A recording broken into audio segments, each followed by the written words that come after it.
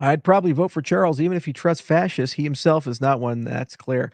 I'm not a fascist, guys, and I actually don't believe that the Trump administration is fascist.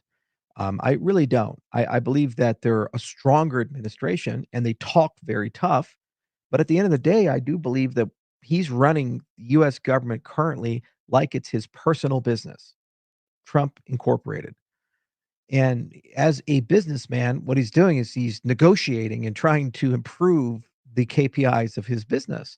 The first week in office, he announces he got $1.1 trillion of investments in the United States, about half from Saudi Arabia and half from the Stargate project with OpenAI and Larry and the other guys. Well, that's an amazing thing when you think about it. You say, oh, wow, it's bringing money into America. And any CEO of a business, that's the way they do that. And CEOs have their exits and their entrances. Now, we're a constitutional republic.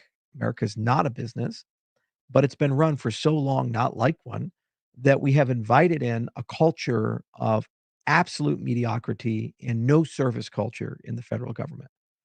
I don't feel comfortable, and I think the vast majority of Americans don't feel comfortable with a situation of some administrative agencies having only 6% of their employees showing up for work. 6%. And they're all working remotely.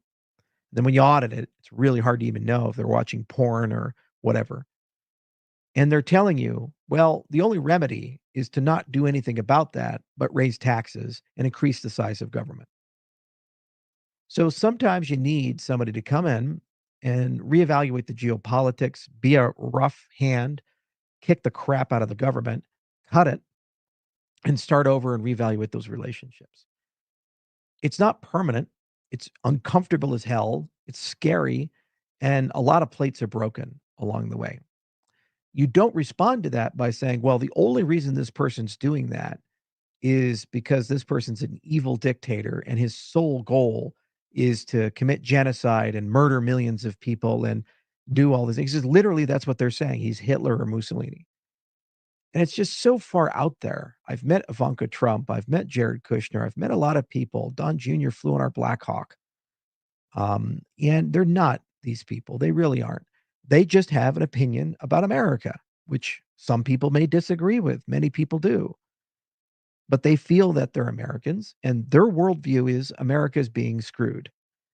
And it's kind of hard to argue that when you see the Iron Dome shooting anti aircraft and anti missile ammunition and rockets going up from Hamas, and the United States of America paid for both sides of that. Those rockets were laundered through Iran and Turkey and came from Ukraine. And that was American taxpayer money that was spent there. And the ammunition Iron Dome we paid for.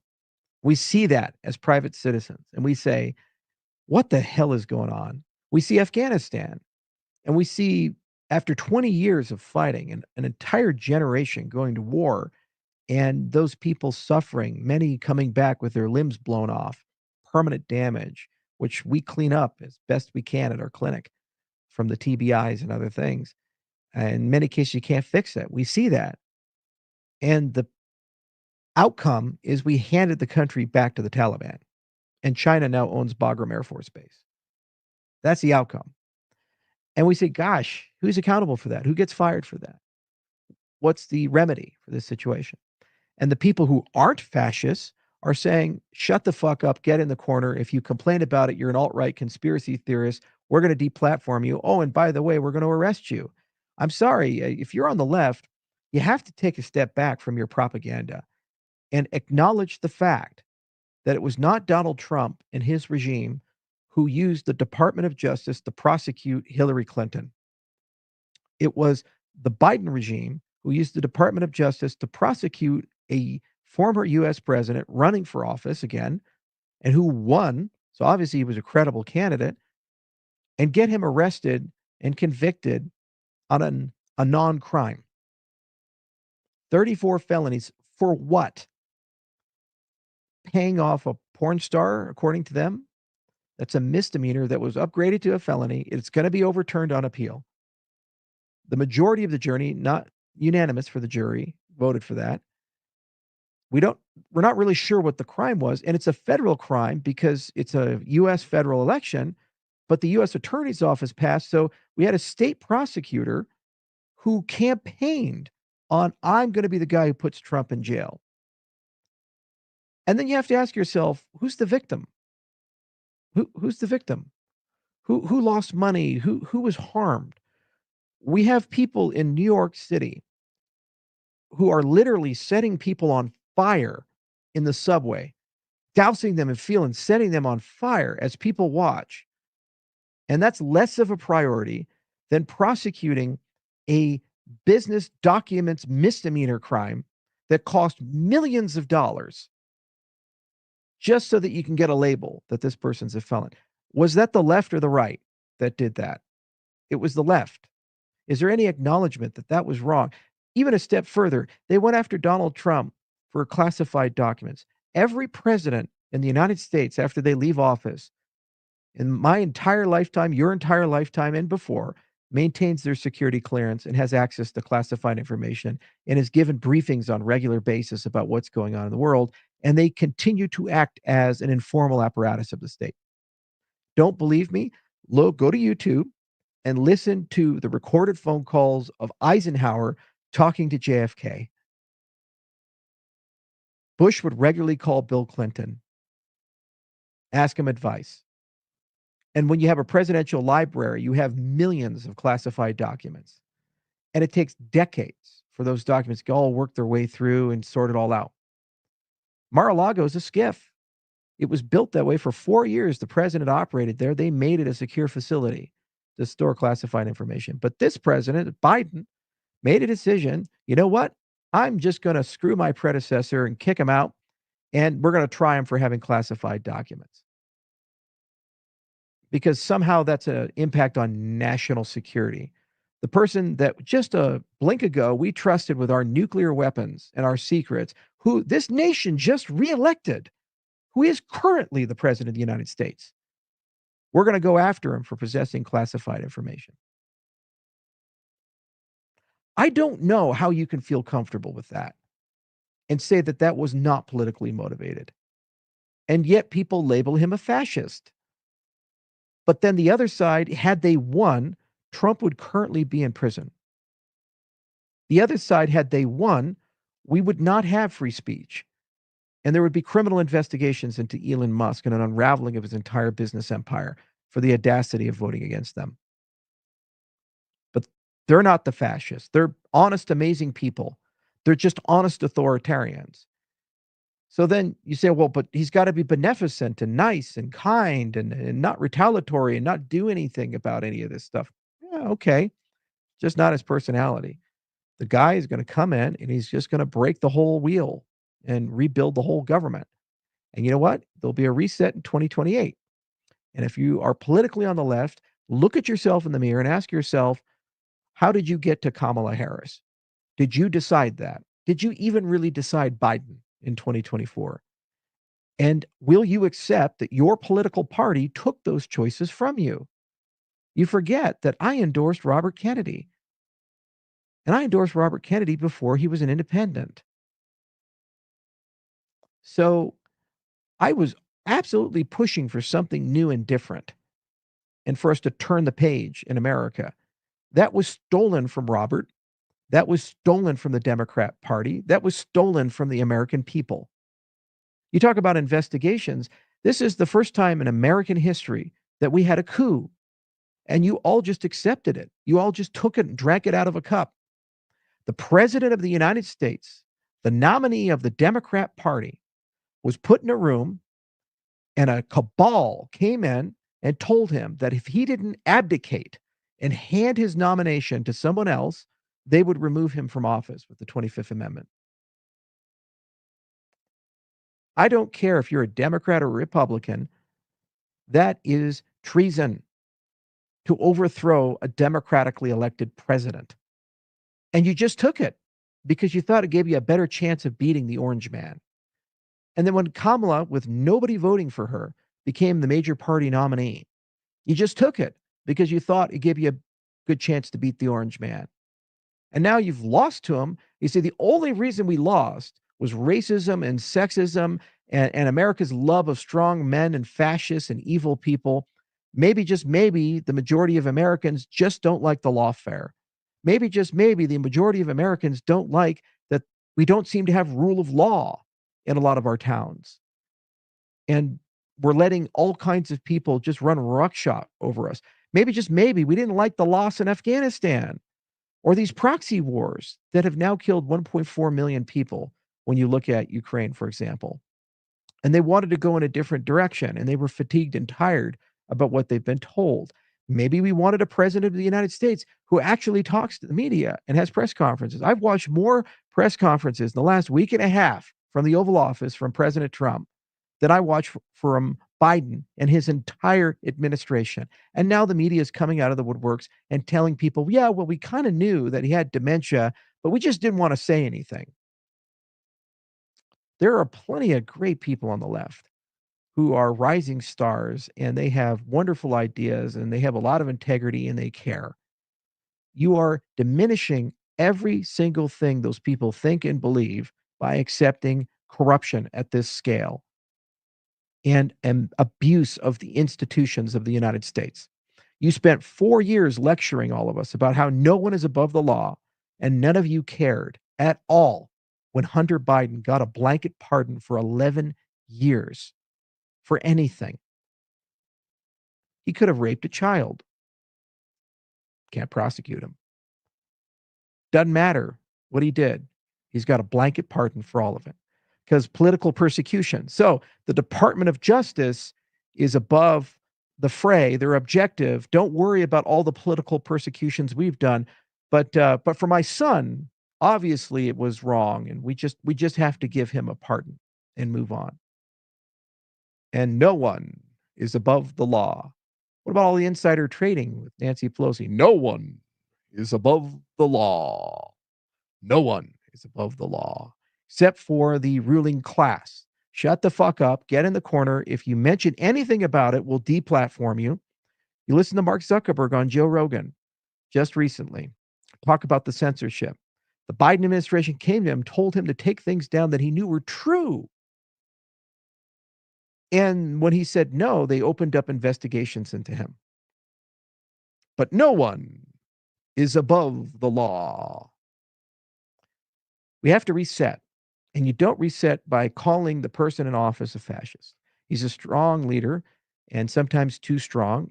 He's fully aware of the power of the US government. He knows how to wield that power. And it's deeply uncomfortable because we typically do it in a more gentle way. But at least for the first time in our lives, it's an honest way. It used to be we just send the CIA and assassinate people or use drones or subtle economic manipulations, and everybody's smiling and shaking hands. He's the first president to come in and just beat the hell out of people. Say, we're just going to do it this way. And people say, oh, actually, I really know what's going on now. Why are we tariffing Canada? Because he wants a better trade deal. You know what's probably going to happen is he'll get them to pay for the Nord Stream pipeline. Not Nord Stream, the pipeline that's coming down. I forget its name, from Athabasca. Panama. Oh, they're sure as hell going to give that canal back because they gave it to fucking China. We gave it to them for $1, said, you keep it. It's good for your economy. Just give us a good rate on the shipping. They said, no problem. 50 years later, both sides of the Panama Canal have Chinese naval bases at them. And Panama charges us more than China for going through. We're not comfortable with that. So talk big. He's going to redo that. That's a big stick. That's what Teddy Roosevelt did. Didn't have a problem with that back then. That's what America elected. Certainly not fascism. And every interaction I've had with the Trump administration, I see no evidence that they have any intention to establish a dictatorship or set up death camps and murder people, any of these things. They just don't. And I'm getting so tired of everything being Hitler, Hitler, Hitler, Hitler, Nazi, Nazi, Nazi, Nazi, Nazi, Nazi. Just grow the fuck up. Honestly, grow the fuck up. Sometimes you lose. Dust yourself off, get up, and move on. I did. I was kicked out of Ethereum. What did I do? Just like sit at home all day and cry, wah, wah. I went and built up input output, created Ethereum, Cardano, built a $30 billion ecosystem. I'm back. I'm here. We lost the Wyoming stablecoin. I go, wow, wow. I'm sorry. No, I set up a fucking pack. We're going to go and talk to everybody in the state, get involved in the elections, make some changes, get things done. That's America. You win, you lose. When you lose, you dust yourself off, you get back up, and you fight for the things that you believe in. You don't let anybody tell you you're not. If you're on the left and you really believe this stuff, then go and convince people and persuade people. You don't get to use the institutions of this government to force people to believe the things you believe. You don't. You don't get to enforce your language on people. You don't get to enforce your worldview on people. You have to persuade people that that is the good idea. And if it is a good idea, over the long term, it will win out. That's just how it is. It's why no one cares about gay marriage anymore. It was fundamentally unfair to say that men and women could get married, but not gay couples. They love each other, let them get married. And I broke with the Republican Party so hard on that. So much criticism. You notice it's not an issue anymore. The president of the United States, who's a Republican, appointed a gay man to lead Treasury Department. One of his biggest advisors is Peter Thiel. We just don't care. We moved on because history vindicated that. It was a good idea to let people who are of the age of majority and who consent to enter into those unions. I don't have a problem with it. Vast majority of people don't. Doesn't make any sense otherwise. And that was accomplished through persuasion and through fighting. That's how it gets done. So if you believe in these things, fight for them and persuade people. But don't ever weaponize the US government to punish people who don't believe in the things and form shame mobs and all these other things and try to get people fired from their jobs and deplatformed. All you do is you create an equal and opposite reaction that hits you like a fucking truck, a tsunami, and crushes your ass. And then you just lay on the ground and say, oh, it's just not fair. These guys are all Nazis and they're all everybody's a Nazi now. Every single person's a Nazi now. Everybody's even Israel, they're Nazis now, according to you guys. Every person you disagree with is literally Hitler. So what the hell does it mean then? If everybody's racist and everybody's sexist and everybody's homophobic, what the hell does it mean? Honestly, what does that label mean? If 99% of people have a disease, I got news for you. The disease is normal.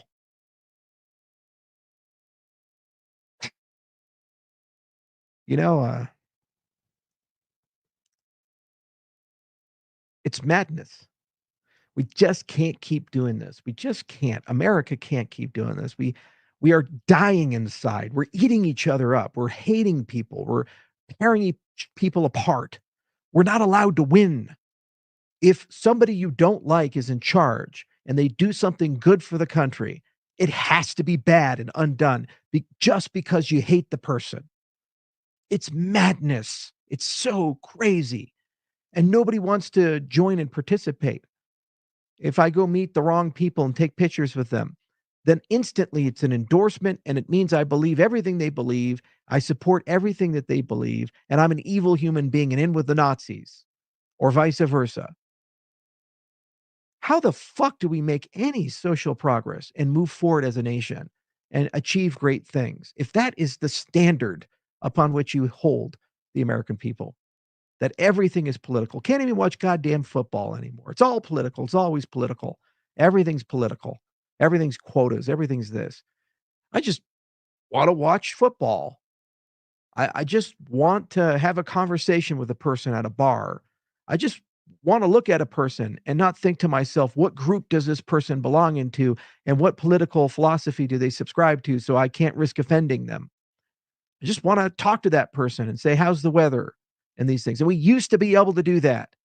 We used to. And we're trying to get back there as a nation. We're trying so hard. But apparently, everybody who's trying to do that is an evil, fascist, racist, Hitler loving monster that we have to burn to the ground. Because we have to be back to that America where everybody's afraid. When I see things from McKinsey saying 70+% of workers in Fortune 500 companies hold beliefs that they're afraid to share with their coworkers for fear of retaliation. You're afraid to go to your job and tell people what you actually think. 70+% across the Fortune 500. You know what we call that? We call that the KGB. in Russia. We call that the secret police, the Stasi in East Germany, where you think something, but you politically you know enough to know that you can't reveal the truth. The most dangerous thing in the world is to tell people what actually happened. And we were literally moving towards that. And we were constructing real time before everybody's eyes a censorship apparatus. I remember when COVID leaked and everybody was saying it leaked from a lab. Duh. And if you said it on Facebook or Twitter, you would have your account banned and be deplatformed. And even today, there's so many of these mindless zombies running around saying, "Oh, no, no, no, it just cannot be leaked from a lab." Why would the CIA know? I'll tell you how they'll know, because they monitor the text messages of the people who work at these facilities. They do it for any critical interest infrastructure, nuclear or bioweapons, whatever. That was a bioweapons facility. And maybe, just maybe, after the employees got sick, Dr. Shi and the other people working there freaked the fuck out and started text messaging each other like, maybe we have a lab leak. We're really concerned about a lab leak. Oh God, what do we do about this lab leak? What do we do? What do we do? And maybe, just maybe, those unencrypted or encrypted but weak communications were compromised, and our intelligence agencies, through signal surveillance, got them. That's why the FBI knows. That's why DHS knows. That's why the CIA knows. And maybe, just maybe, the financial trails of these things lead to our own NIH. That's why Fauci got his pardon and Echo Health did all their stuff. You can follow the money. So the government had every incentive to cover it up because they don't want to go down funding to build something that killed a million Americans, that still has lingering concerns. They had every incentive to sweep it under the rug. And if we could actually have a fucking conversation for once, maybe, just maybe, we could all agree that something that kills a million Americans is of a national interest to talk about in an adult way, in an objective way. But we can't do that. And had the other side won, I know with absolute certainty that that right would have not only been taken from us, anyone who tried to exercise it would be in prison. If that's not fascism, I don't know what is.